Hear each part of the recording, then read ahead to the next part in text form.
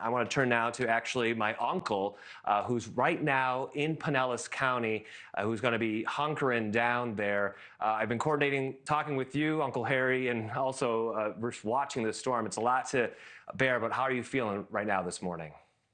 It's a little worrisome, Max. I'd rather switch places with you. I'd rather be up in, the Chicago area, but we're starting to get some of the outer bands, and this storm has got a really bad feel to it.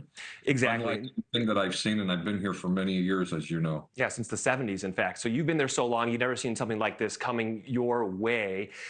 Why not evacuate? I know you weren't in an evacuation zone because you don't have to run away from the storm surge, those high waters, as you're in one of the highest points of Pinellas County, which is about 20 miles west of Tampa, 10 miles south or so of Clearwater. So again, not in an evacuation zone to get rid of those waters, but you still have that high wind threat.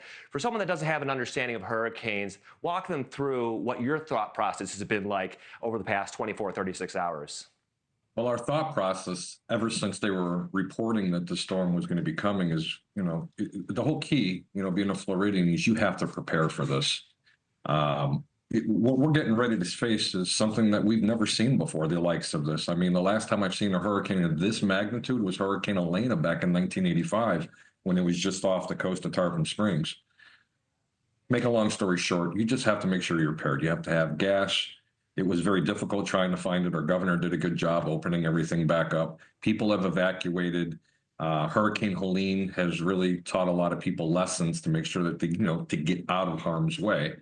But this hurricane, I'm not saying to say thank God that it's just not going to give us a direct impact, but for lack of better words, thank God it's not going to give us a direct impact. We should, if it continues on its course, from what you have reported, we're still going to be somewhat in that eye wall.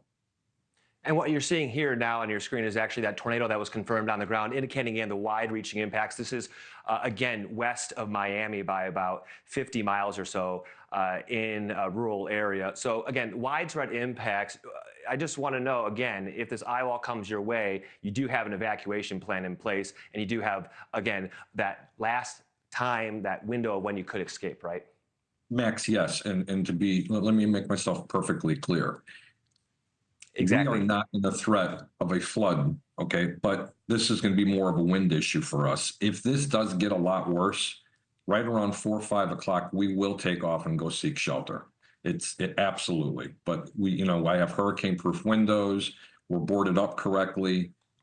We have enough rations. We have generators. We have everything. But if anything looks like this might jog a little bit further north, we will be forced to leave.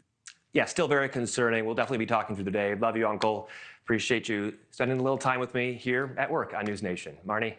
Love you too, man. Great job, Al. Thank you. Thank you for watching. Go to newsnationnow.com to find NewsNation on your television provider. And don't forget to click the red subscribe button below to get more of NewsNation's fact-driven, unbiased coverage.